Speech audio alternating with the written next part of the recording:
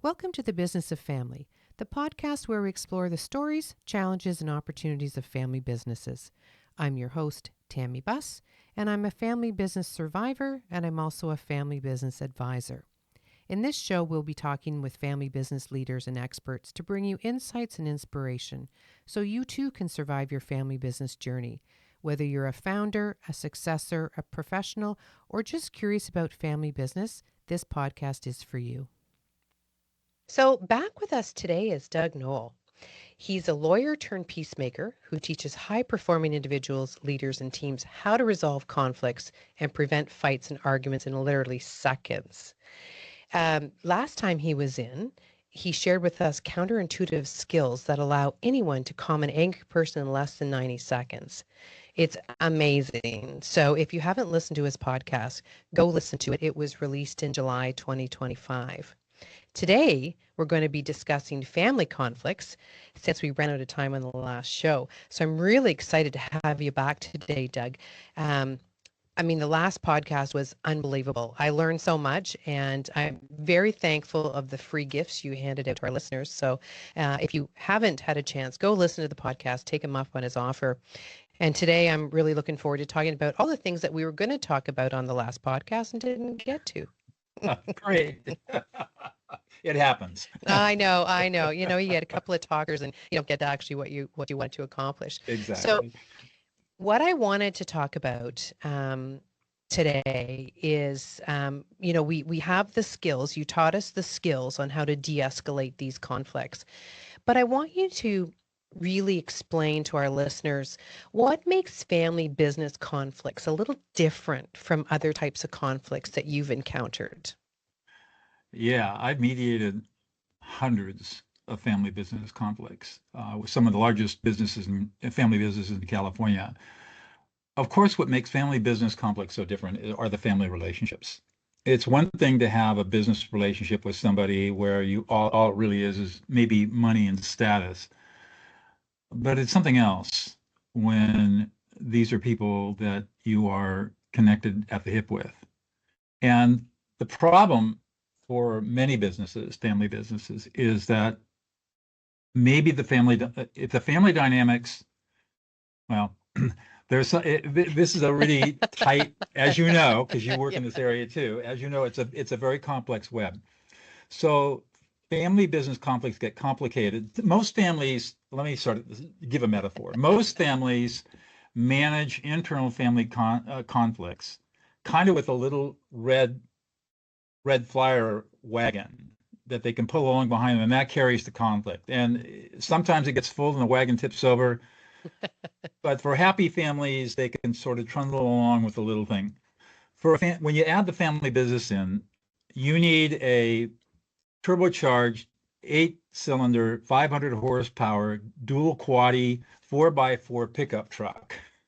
Oh, absolutely. With the extended back instead of the extended cab, right? With the extended back instead of the extended cab. It's that layering. It's got to carry 4 tons of stuff. Yeah. And I was going to say, and the layering is the complicated part, right? And people don't realize that being in a family, you can haul it around your little red flyer wagon. But really, when you add that extra level of the business, it becomes exponentially greater. And that's right. I think people think that they're unique, and I don't think they are unique at all. If you're listening to this and you got conflicts in your family business, you are not alone. No. I estimate that at least 65% of all family businesses have some kind of ongoing conflict that's plaguing them. That's a lot. Mm-hmm. I'm surprised it's that low, actually. That's my estimate. I mean, I could be off, but I'm thinking of close to like 90. It's endemic because we haven't learned how to set proper boundaries. Well, first of all, we don't have emotional competency. We're never taught how to do that in our families.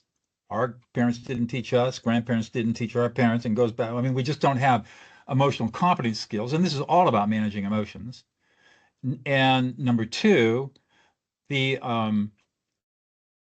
not able to set great boundaries in families, but we're even worse in family businesses Because what's the difference between father-daughter and CEO and senior vice president? Mm-hmm.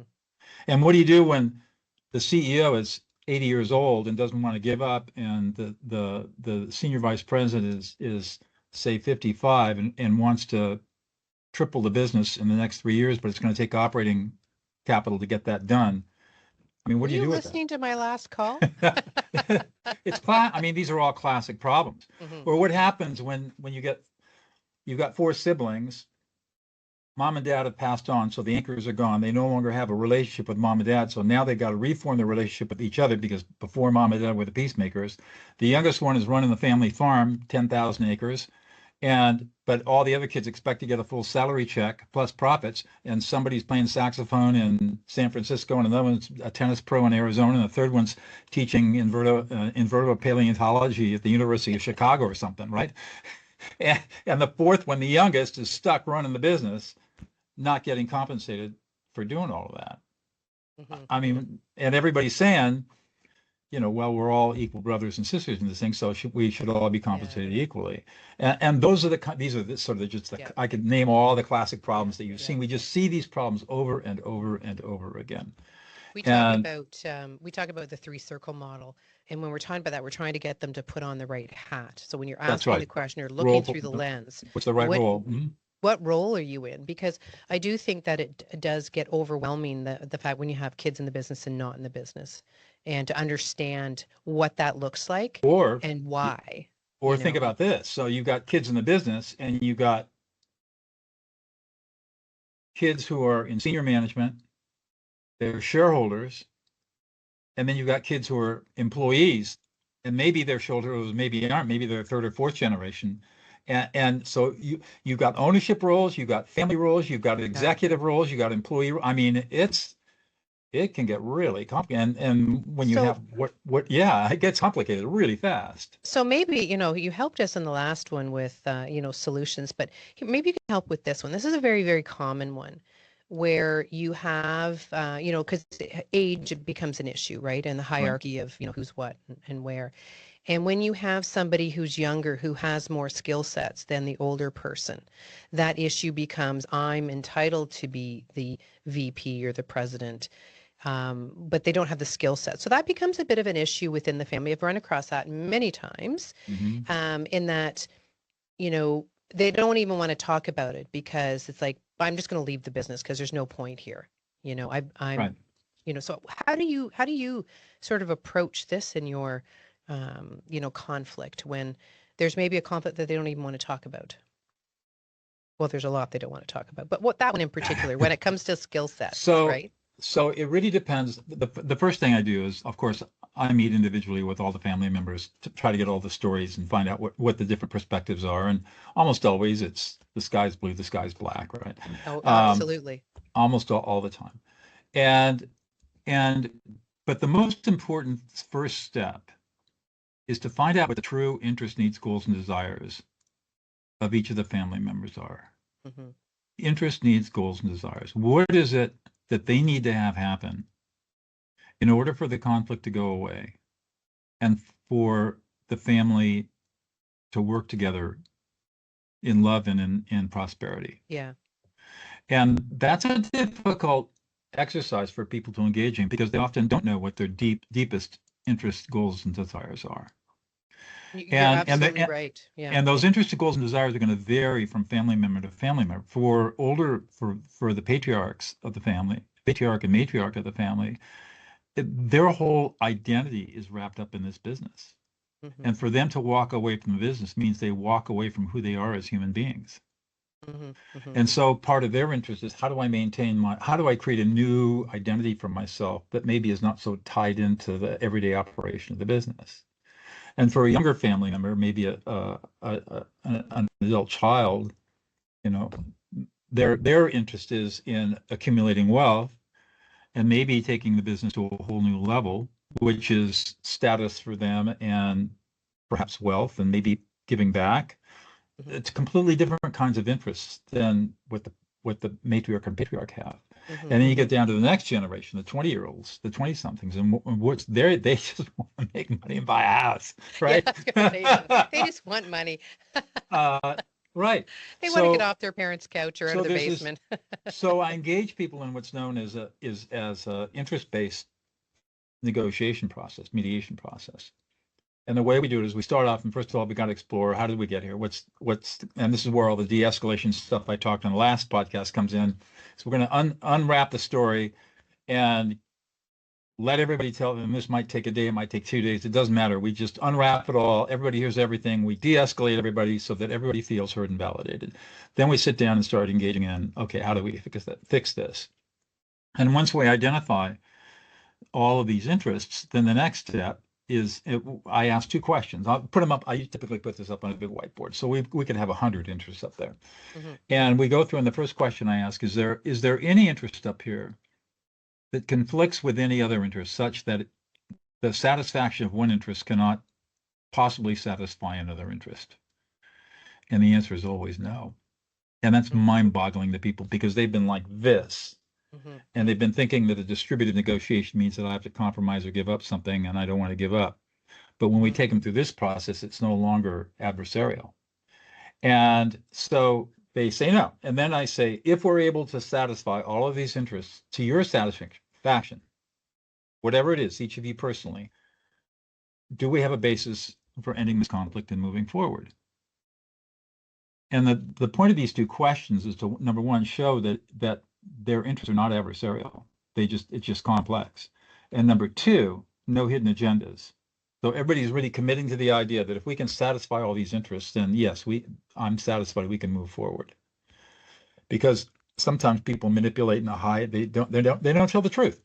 Mhm. This flushes that out. And then the rest of the time is spent coming up with ideas So on when how to you're satisfy all those asking, interests. so when you're asking that question about the interests, what interests you have, and you're listing them on the board, do you categorize them by what's family, business, and ownership?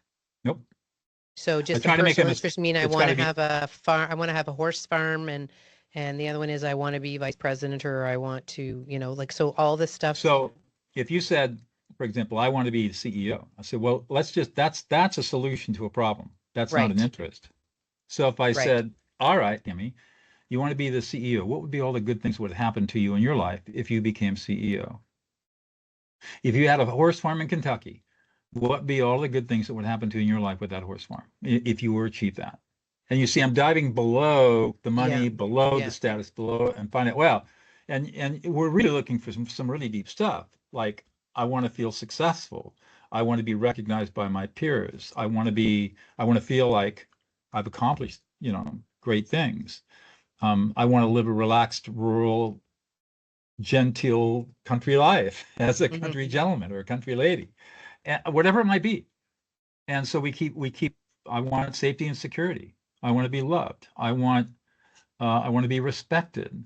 I want financial security. I want um, I want to have meaning in my life.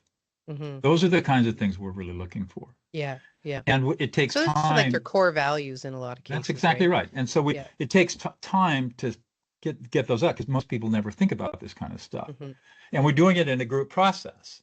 So the whole family is watching each family member sort of unpack what's important to them. I And that love whole this. Yeah, I do love this because mission, vision, values are so important, to families, to the business and the ownership. this But it is, but it this gets, is yeah, but it this gets this pushed aside, right? right, but the mission, vision, values is very different than what I'm talking about. I'm talking about personal, what do we have to satisfy Hmm. inside of you to end this conflict and move forward with love and prosperity?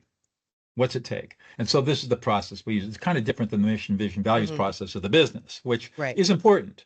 It is And the absolutely family, important. right? It's Right, really starting to dig down, not like this. I love this from a right. conflict. I never thought of sort of digging into those interests as more of a Hmm. conflict resolution. Right. We tend to use them as a way to just try to gain some alignment to figure out, are we on the same page? But I absolutely love this concept. I think this is Right. fabulous. Yeah, I've been using this process for 30 years now, at least. Yeah, it's the only way I found that you can help people, help families figure stuff out. And sometimes you can't. And so it's a divorce. And so now the negotiation changes to, okay, we can't satisfy these interests, or you're too diametrically opposed. There's too much spilled blood, too many hurt feelings. What do we want to do now? And what do you need to move forward? Maybe let's preserve the family and forget the business for a second, because that should always be the first priority. And how do we preserve the family relationships? What do we need to do to preserve the family relationships and forget the business? And then that's, you start asking these questions, right? And you can start getting into all kinds of really creative, interesting solutions that people come up with. It's amazing. So, I know I love this, but I want to just throw in right here your books, because I do think that's important. And you have 4 books. Yep. Number 5's coming out next year. Number 5's coming out. Can you give us because if someone says, oh, I really like that, where could they find that, more information about that in your books, or is that in your books? Or is this like a closely I got to be thinking here about all the books, which ones. I put you on the spot here. I should have sent you that in advance, but I'm just thinking, you've got 5 books, so yeah, I think there are other people out there who have written on these topics, on the topics of, for example, integrative or interest-based negotiation or interest-based processing. Kind of the way I do it, I don't know how many people have written on that. If you really wanted to look at, well, it depends on what your tolerance is for detail. My first book, Peacemaking at the Practice of Intersectional Long Human Conflict, I really wrote it as a textbook for law students, but it's accessible to anybody, and it really gives you a broad-based picture of what human conflict is all about from all different kinds of perspectives. And in that book, I do talk about interest-based versus integrative versus distributive negotiation, which is interest-based negotiation, which is what I was describing, finding the underlying interests, right, versus bargaining, which is called distributive negotiation, where you're just compromising back and forth to make a deal. So you could go there. I think that today the tools we have are so powerful that if people want to learn about this stuff, just hop on to Gemini or ChatGPT and start asking questions. Yeah, Tell me about interest-based negotiation. Yeah. What are the leading texts on this? Unfortunately, these kinds of skills are practice-based, and the people that write books about them often do not engage in practice. This is a problem with law professors in particular. I can say mea culpa because I'm a law professor, but there are many, many law professors who have never really practiced. They write about stuff, they write about it at an academic level, but they haven't ever really experienced the heartache of sitting in a conflict and watching a family blow apart. And I think you need that kind of experience. And even then, writing about it is really hard because every case is so different. Yeah, absolutely. So, but I think that I would recommend people just go use your AI chatbot to learn about these things and let them search out the web and books and everything. Give me a list of books to read on interest-based negotiation, for example. So, so I give you that prompt to sell your 4 books, but I guess you can just go in and Google Doug and pull up his books. But so, many family-run companies, the line is blurred. We talk about this all the time. The line is blurred between business ownership and, the business itself. And, depending on the roles you have within the organization, also where your role is in the family, it complicates so many things. It complicates the decision making both in the family and, in the business. So, can you talk a little bit about why that complicates or how that complicates, or maybe some ways to start to work through that? Yeah. So we start off with, let's start off with mom and dad, and they start the business, or dad starts the business, becomes really successful, and then the kids come along, and they end up going to college. The wise thing to do is not let them come into the business. Maybe they work for the business when they're growing up, part-time in summer and that sort of thing. Smartest thing to do is when the kids go to college, don't let them come back to the business. Send them out, let them work for 5 or 6 or 7 years somewhere else. to learn the real world. Maybe they go back and go to business school or law school, get a graduate degree of some kind, and then they come back into the business. And I think if they do come back into the business, that's when there has to be, or before they come back into the business, that's when there should be a really careful conversation about expectations over the next 30 to 40 years. And we should be talking about, all right, what's the progression? And rightly, many parents start their kids at the bottom. They start in the mailroom and they got to work their way up. And I think that's exactly right. Mm-hmm. Don't ever entitle kids by giving them too much too fast. They've got to earn it and find out whether or not they're fit for this sort of thing. But you have to have a discussion, even if you have a kid coming out of college and you're going to bring them into the business, and we'll assume it's a significant business, then they're going to start at the bottom, working in the warehouse or working at the lowest level job there is. But before that, you have to have a discussion with them saying, this is the job, this is what we think, this is what the career trajectory looks like for me. What's your expectation? So de-escalating it before it even escalates. Yeah, set up and and there are a number of agreements that you can reach. You're talking to your 22-year-old who's just graduated from Yale or Dartmouth, and they're smart and bright, got a lot of ideas. They think they know everything. They don't know anything, right? Yeah. So you got to have a conversation. The first thing you want to do is you need to have an agreement around, over what's the next 30 years look like, and how our roles are going to shift over 30 years. And we're probably going to come back and have this conversation multiple times. But sitting here right now where we sit, where I'm 45 and you're 22, what does it look like for both of us? And it's really hard for any of us to project the future, but let's just think about where we want to be with that. And so that's one good discussion to have. Another one is, how do we want to treat each other? What kind of agreements I call these respect agreements. What kind of agreements do we have about how we treat each other when we're in working mode, and what kind of agreements do we have that we talk about when we're in family mode? And that also includes confidentiality. What are our boundaries around business information that we do not want to talk about at home? And how do we know what that is? And let's just not guess, let's get it down. And then how do we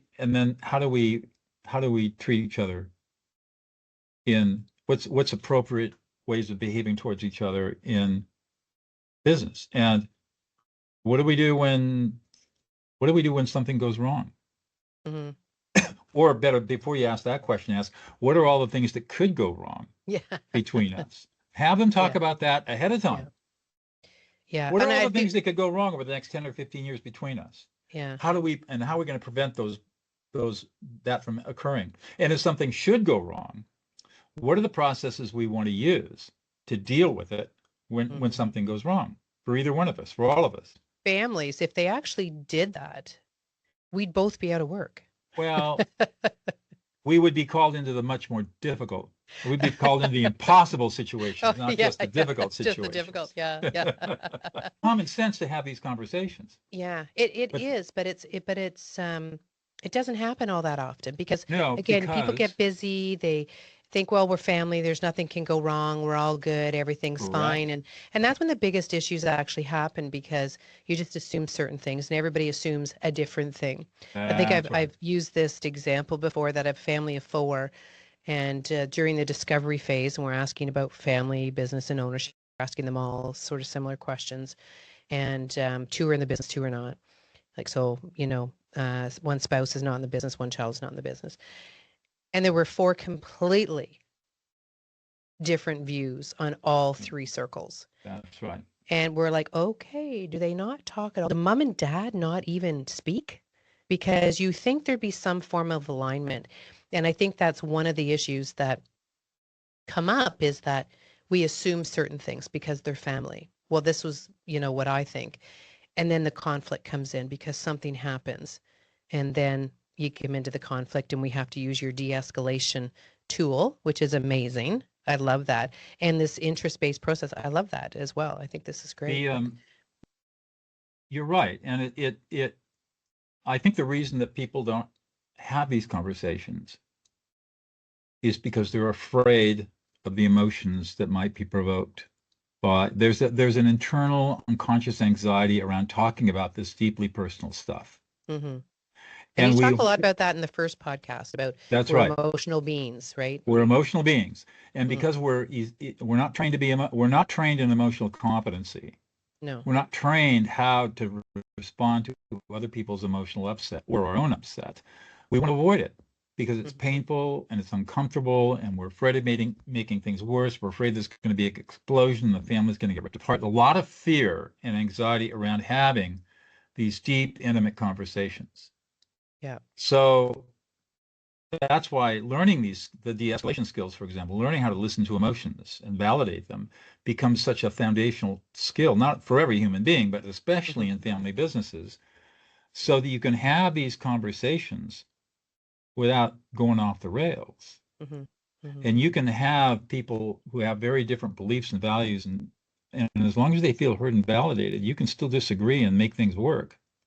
Yeah. But the key is to make sure that everybody feels heard and validated and to feel safe. I think that's the biggest problem Mm-hmm. is that people have, we build these layers of intimacy, and we only if let's say we've got a intimacy field 100 feet deep, we're really only sitting in the top 3 inches of the field, and there's Mm-hmm. still 99 feet and 9 inches below us that we haven't even plumbed. But if we go any deeper, it gets frightening for It people gets because hard. Yeah. it's Yeah. scary down there. Yeah. It's easier to just suppress it and hopefully it That's right. goes away. But That's exactly right. anyway, I like to end with 3 tips.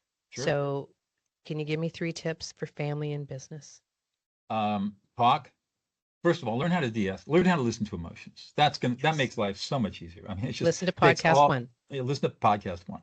So learn how to affect label. Learn how to listen to emotion. Two, have talk and talk frequently, and talk about the deep stuff. What are our goals? What are our personal goals? What are our personal interests? Where do we want to go? Talk about the things that can go wrong. Talk about what to do if things do go wrong. What are we going to do? How do we handle that? How do we manage that? And how do we talk about that? And that's having those conversations is going to keep Tammy and Doug out of your hair. You don't have to pick up the phone and call us because you'll be able to manage 99% of this stuff on your own. Um, and the other thing is that if you don't know how to do this stuff, and maybe you are crushed with time and responsibility and stuff, there are people like Tammy and me and others who can come in and teach you in a workshop how to do all this stuff. Mm-hmm. So it's money well spent to bring in an expert, a really great family business consultant, to help you learn the skills you need to learn to prevent the conflicts from coming up in the first place. Mm-hmm. So that's And the second thing I would recommend. Spend the money, that's invest the excellent. money in the Yeah. family. Because again, you don't have this little red flower wagon that you're pulling. You got to build out that big pickup truck, Yeah. and that costs money to do it right, and you got to spend that money. But it's money well spent Mm-hmm. because the cost of conflict down the road can be horrendous. Um, Absolutely. so those are some ideas I think that That's great. probably you don't Well, hear very often. no, it's fabulous. I think it's important. I don't know about you, but most of our cases were brought in by the second generation because it's the second generation that's Hmm. frustrated that Gen 1 doesn't see it. Right. And they have a hard time communicating with Gen 1 because, as you say, it's their baby, it's their business, they Right. started it, Their everything's identity. fine. It's Hmm. because, it's the whole thing. So, anyway, it's interesting. I hope our listeners today actually take this information and use it to understand how to de-escalate and then how to make your family open up and have more communications and avoid conflict in the first place. So we Absolutely. don't have to go down that road of de-escalating. Yeah, you don't need Uh, Tammy or Doug to help you out. yeah, yeah. Although, I think we're good for a couple more years. We're probably good for a couple more years. Yeah. Anyway, thank you so much Oh, for you're coming welcome. back on the show. This is fabulous. And who knows, we might have you back again because there's so much to talk about and unpack. This is this is So, this is a topic that has so much to it. yeah, It's so complex and yet it's so yeah, worthwhile. yeah. I tell you the greatest satisfaction I've had in my career is working with families who are estranged from each other, family business members, and seeing the reconciliation occur. I mean, it's been Hmm. unbelievable when it happens, and I live for that. So even in Amazing. the darkest circumstances, there's always hope. Perfect. Well, thank you very much for joining us again. You're welcome. Take care. If you like this episode, subscribe to the Business of Family podcast on your favorite listening platform. You can also find Blue Roots on Facebook, Instagram, and LinkedIn. On the next show, I'll be back with another amazing guest who will inspire you with their family business insights. Until then, take care and keep it in the family. This podcast is for informational purposes only and should not be considered legal, tax, investment, or insurance advice. Before acting on any advice, please contact your personal or company advisors.